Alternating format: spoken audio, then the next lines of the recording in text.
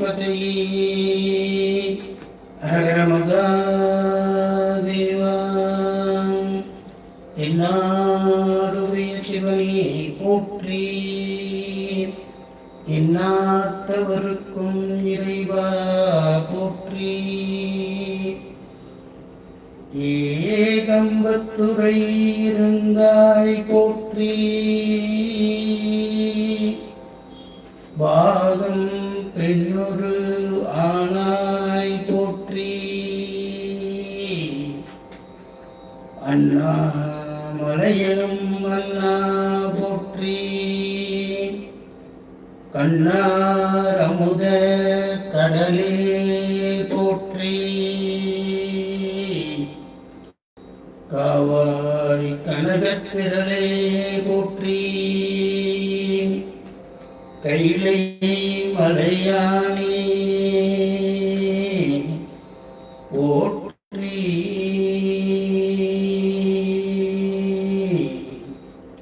கைலை மலையானே போற்றி.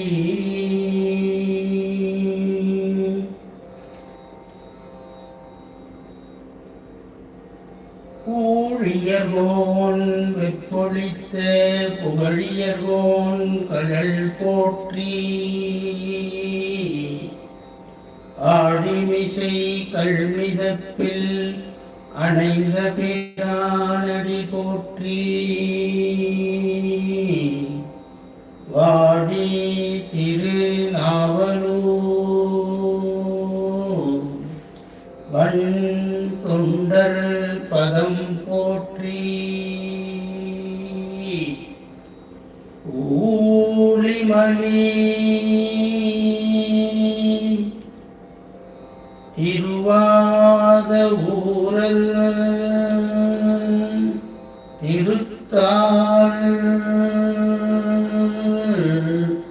போற்றி.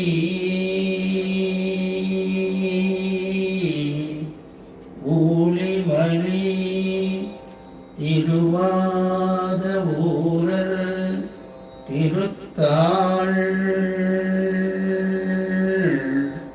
போற்றி.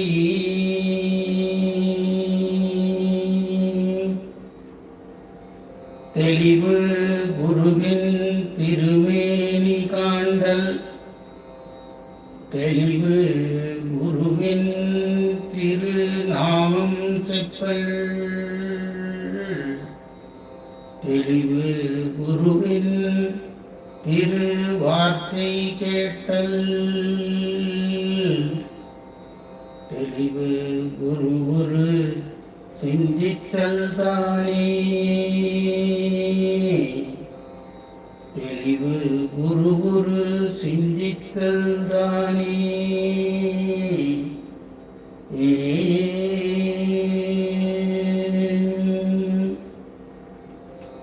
இல்லாமல்ல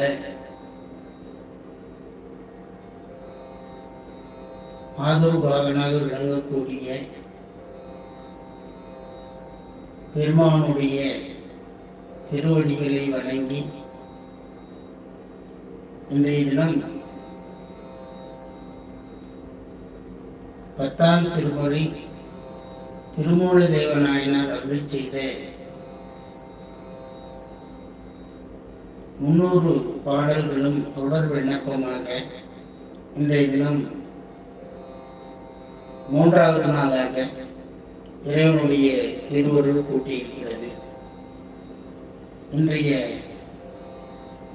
அற்புதமான முற்றோதல் தினத்திலே திருமூலர் முதல் தந்திரத்திலே